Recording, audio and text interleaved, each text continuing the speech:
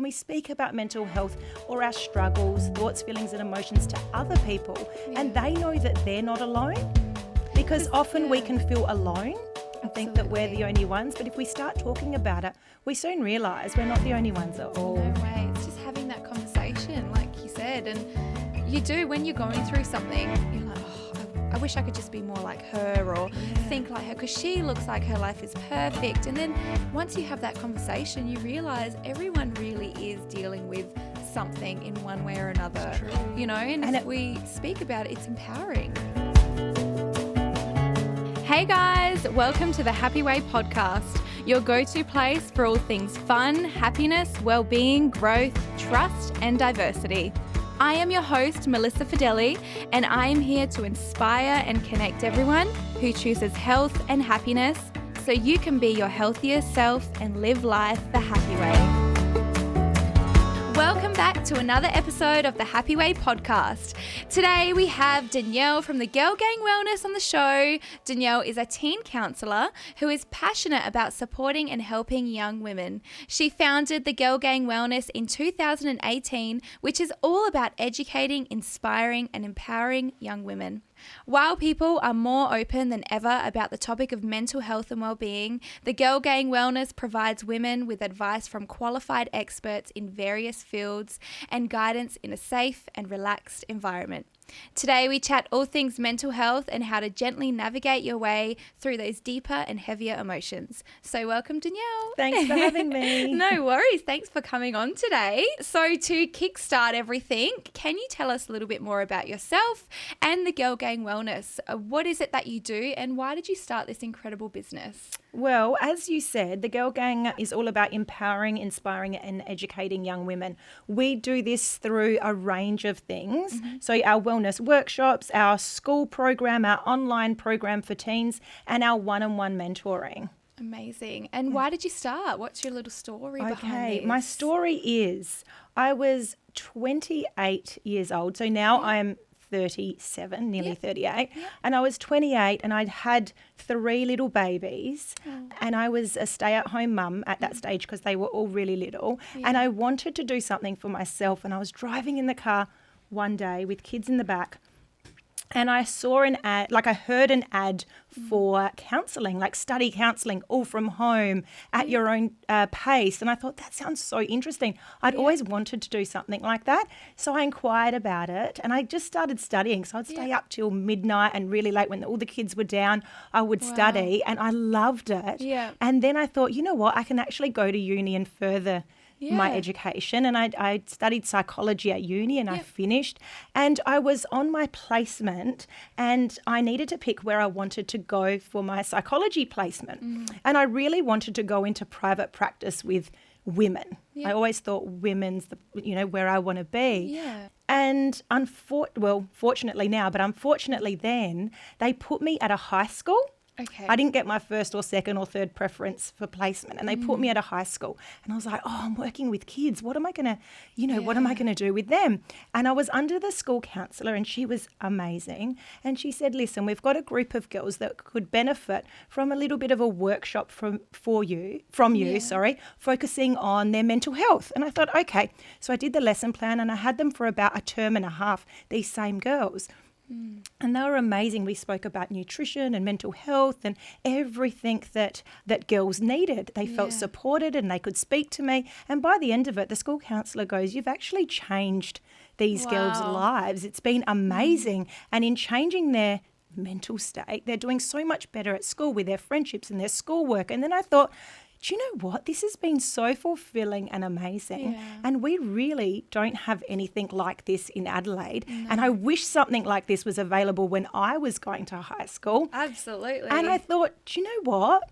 I think I can start this and I can start these workshops at schools and focus on teen mental health with girls. And I basically launched the Girl Gang from there. Wow. Yeah, so it kind of came from, I never wanted to do my placement there, but everything I believe happens for a reason. I was put in that position to do what I'm doing now, and it's honestly, I'm living my dream job. It's amazing. Oh, how did you go about starting that? Oh, you know what? I just did it. Yeah. I just yeah. thought, how am I going to do this? I wrote up a program. I had people write the program with me, so qualified Okay. experts. Yep. I had doctors and nutritionists, and I thought I can do this. And I'm not an expert in nutrition, Yeah. you are. Yeah. And so with hormones and sexual health, and there's so many different aspects. yeah. So I made sure I got experts in those fields rather than, pretend like I know everything. I'm great with teen mental health and wellness, but I needed to get a mindfulness instructor to come and teach the girls that. So we do that through our workshops, and even on our online program, I get experts in the field educating the girls instead of just me. Yeah. That's incredible. And it's good because you can offer a better service that way by reaching out and saying, I know a little bit about this, but this person knows more, and they're going to be able to help me create an incredible program that's going to benefit so many people. That's right. So good. So you focus primarily on teens and preteens. Yes. Why did you find it so important to educate these young women on mental health, and how do you support them? Because I remember going through high school, and it's a tough time, and you're growing and you're changing, and there's a lot happening, and you don't really get taught about how to deal with the pressure and how to deal with, all those things going on, and social media and just everything. There's not a lesson on that. There's no, you got the school counselor, which is amazing, but this goes above and beyond. So Well, I think, and that's what I do. I work with the school counsellor. Yeah. The school counsellor can't do everything. Exactly. And they're under so much pressure in all the schools. So I come into schools and I work with the counsellor to support a group of girls rather than one-on-ones at schools. But to answer your previous question, I really believe that early intervention is key with anything. Absolutely. So the earlier we can start telling these girls that it's okay to talk about our thoughts, feelings and emotions, and giving them tools and techniques to use when they're feeling super anxious or really sad about something that's happened, we give them the tools so they can use later on as well. Because often parents will go, but my daughter's fine at the moment. But I always say, but something is always going to come up. She's never going to go through her whole teenage years. Whereas if we give them the tools, they think, okay, this has happened, but I know I'm going to be okay. I can do A, B, and C, rather than coming to me when things have gone really, really bad. I mean, that's still okay, but I always say early intervention and giving them the tools from young is so important to raise strong women. Of course, absolutely. And, with everything going on in the world, things constantly changing, having the tools to be able to adapt and grow and just know how to deal with your feelings and accept them and move through them is incredibly helpful. I wish I had this when I was in high school. And this is the thing. I said the same. Yeah. I wish that we had this kind of support. And I think it was really taboo back then. You'd go see the school counsellor, but everyone would look at you. Why are you going to see the school counsellor? Yeah. What's wrong with you? Rather than let's use the school counsellor to get to the next stage so we can better ourselves, whether it's in our education or our mental health or whatever it may be. I think there's such a stigma around seeing a counsellor. That's why I call my program for the girls a mentoring program, because there's such a stigma around a therapist or counsellor or psychologist. So I just say to the girls, do you know what? We're doing a 6-week one-on-one mentoring program to make you feel happier and healthier. Yeah. And so it's really chilled and relaxed. We meet at a cafe and they grab a juice or a smoothie and I grab a coffee and we just sit down in a really relaxed environment and chat about life. So it's not, I don't chat to these girls in a clinical setting with a clipboard taking notes. Yeah. And that's quite intimidating as a young woman. It can be. For a lot of girls it is. And so we keep it super relaxed and we see amazing results, especially the parents. They see great results because the girls don't even realise that they are in therapy. They just think they're just chatting to someone about life. And as we spoke about, we give them the tools and techniques that they can tackle all these crazy things that life throws at them, because it's really hard for them, especially at the moment. Absolutely, yeah. This actually brings us to our next question, which you've kind of already answered a little bit, but there is such a stigma around being seeing a therapist, whether you're a teen, whether you're a male, whether you're an older woman. I think no matter what point in life you're at, there is this stigma around if you see a therapist, it means there's something wrong with you. Whereas I think that's absolutely ridiculous, because just as you would see a personal trainer when you want to get fit, as you'd see a nutritionist, it's just another form of seeking advice from an expert in their field. You know, how can we break this stigma? And how do we work towards that? And you know, why should we be encouraging people to speak out and to see a therapist? Well, I think it's up to, and I often say this to the parents of my clients, it's up to them to break the stigma. So if they just say to their girls, we're just going to you're going to go see a mentor to feel happier and healthier. I understand that I can't help you with everything, but I know someone that can, that's really neutral, that doesn't have an opinion on your life, and she can help you. So if the parents are really cool and relaxed about it, then the kids will be. Absolutely. And if the kids are, then it goes to the next generation. So I think it's about adults breaking that stigma and talking about it openly and honestly with their children and say, you know, mum sees a therapist, I see a therapist. You know, it's so important to, and, you know, there's going to be different things that happen in your life. Yeah. And, you know, you might be fine for many years, but then something happens and you need that extra support. As you said, it's the same as your physical health. You'd go see a doctor if something was up. And we talk about that with our friends. Why don't we talk about, you know, what's going on in our head? Exactly. Yeah. The other thing, another way to break the stigma, I think, is to talk about it with people around you. As we know, anxiety, you know, 1 in 3 women in Australia will suffer from anxiety at some stage, and 1 in 5 men will.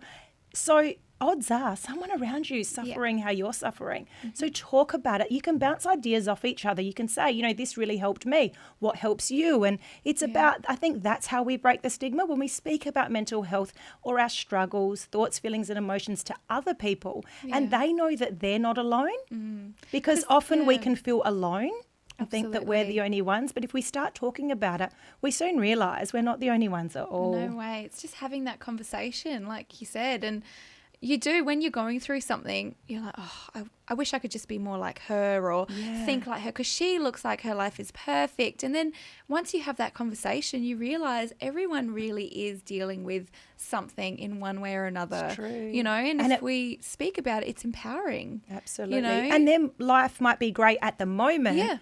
But they went through something previously or going to go through something. Everyone has their different stages of life, and it's not always perfect. Absolutely not. But let's support each other through those hard times. I think that's the most important thing. Yeah. So throughout your socials, I see that you often speak about body image and loving the skin we are in. Can you give us some advice on how to grow confidence in your body and accept who we are? Yeah, I think it's really important. You know, we can become fixated on what we hate about our bodies, and everyone's got something. You know, why don't we think about all the amazing things that our bodies do for us? I follow a lot of great people on social media, and I think that's key as well. It's when you have a mixture of people that you do follow on social media. Tara Brumfitt, you know, the body image movement. She's amazing because she really focuses on what's her body doing for her. She's going and running marathons, and it's doing amazing things, and she's being super healthy in everything else. A bit of tummy flab. Everyone's got tummy flab, especially after having children. I think let's focus on what our bodies can do for us rather than how they look. I know that's easier said than done. We all have the days where we feel really crappy about our bodies, but I think let's focus on the amazing things our bodies can do for us. You know, recently I've had a bit of back pain, and it really makes you appreciate when you felt healthy. And it's like, why are we wasting our time when we're super healthy? Why are we wasting our time worrying about what we look like? You know, exactly it's interesting. But definitely I'd say follow people on social media that are going to make you appreciate your own bodies. So we've kind of touched on this as well. But social social media, I love it. It's great. You're on the ball. So social media does play a big role in comparing ourselves to others. Besides also following people, you know, like you've just said, that make us feel good, that we follow them and they share great content on loving your body. How do we create boundaries with social media that whether it's an off day on our mental health or an off day on our body image day, how do we set clear boundaries for ourselves to say, today I'm not feeling good and I need to set some boundaries with social media because I know it might make me feel worse? Like, how do we do that? How do we navigate through that? So everyone's boundaries are completely different. What works for me won't work for you. But I think you need to, only you know you the best. So you need to work out, what are your triggers? What's spiking your bad anxiety? What's contributing to your low mental health state? If you know what is, then change it. So if you think it is looking at all these perfect women on social media, have a bit of a break that day. Give yourself a break. Go and follow funny social media accounts that will make you laugh. I was following someone, I forgot his name, last night, and that he gives $500 to a heap of people that finish his songs and stuff. And I was watching it with my kids and we were laughing and it made us feel so good. So just immerse, if you want to go on social media, immerse yourself in things that are going to make you feel good and happy about yourself rather than things that are going to make you feel worse about yourself. From a therapist's perspective, what are some daily non-negotiable practices that our listeners can do to support their mental health? And this is also one that, whether you're, someone who is quite established and you're very stressed, what can you do? As well as if a mum's listening, what can she encourage her daughter to do? You know? Well, I think mindfulness is really, really important. So whether that's meditating, praying, whatever you choose to do, I think every day it's really important to be still and go back to yourself. Also moving your body, I think that's such an important, it helps your mental state so much, getting out there, even just going for a walk or going to the gym or whatever it is, Pilates, yoga, whatever you choose to do. I think it's really important to move our bodies. Another one, as you would know, is to eat well. When you eat bad foods, it really does contribute to your mental health. And it's amazing, especially teenagers don't understand, by having a whole heap of energy drinks, they think that they're going to feel a lot better and then they have crashes. So we speak about that a lot with our nutritionist, how you're fueling your body really affects your mental health as well. So I'd say those three things are huge when it comes to mental health and things that you should be doing daily. If I am in the moment and I'm having a panic attack or I feel really stressed and anxious, what's something that I can do to help calm me down? Well, as I said before, what works for different people won't work for others. So you just need to find out what works for you.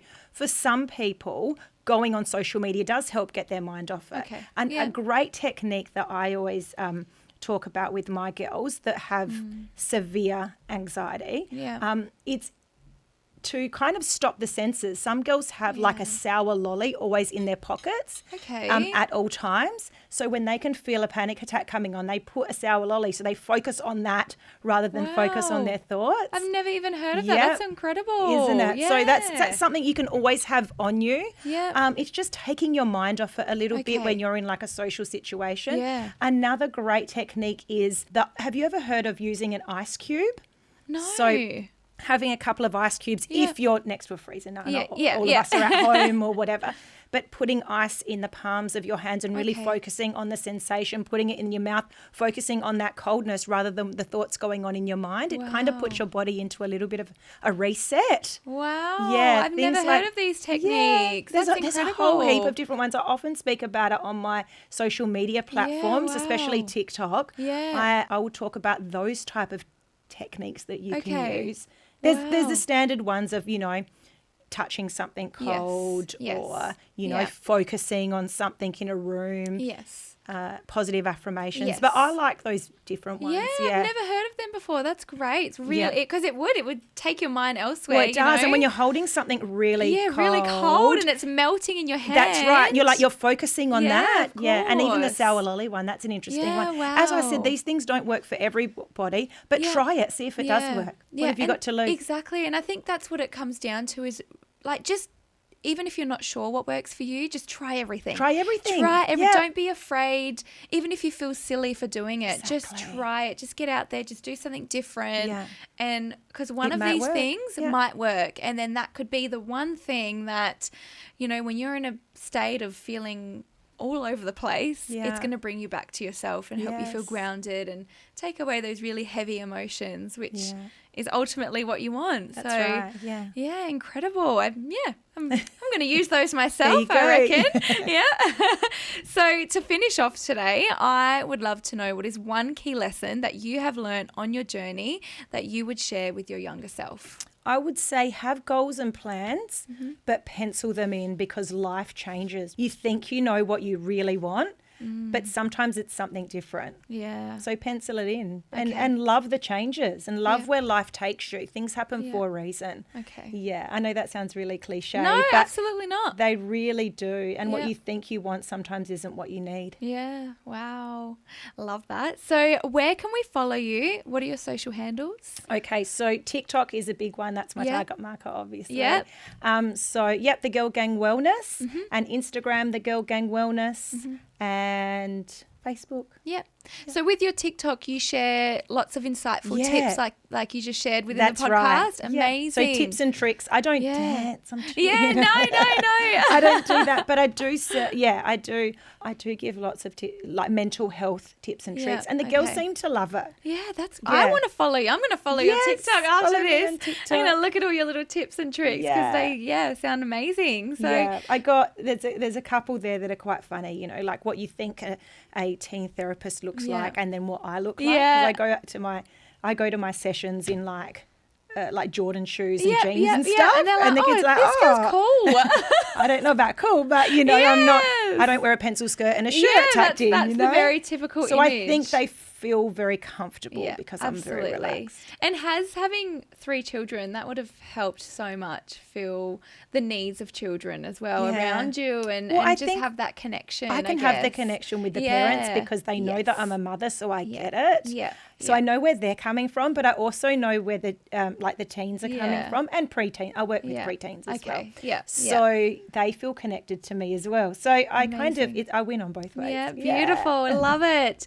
Thank you so much for coming on today You're and sharing welcome. all of that. It's what you're doing is incredible. Your program is Thank amazing. you. And yeah, you've shared so many good nuggets of information today that I'm sure parents and even myself is going to take away and help in those moments of when you're feeling a bit overwhelmed. So Thank you very much for having me. Of course, absolutely. So that brings us to the end of today's episode. Thank you guys so much for listening, and I hope you have taken even just one piece of wisdom from this episode that you can apply to your life to help you grow and be a happier and healthier version of you. Please like, subscribe, leave a review on Apple Podcasts, and make sure to share us on your socials. Sending lots of love to you all. Bye.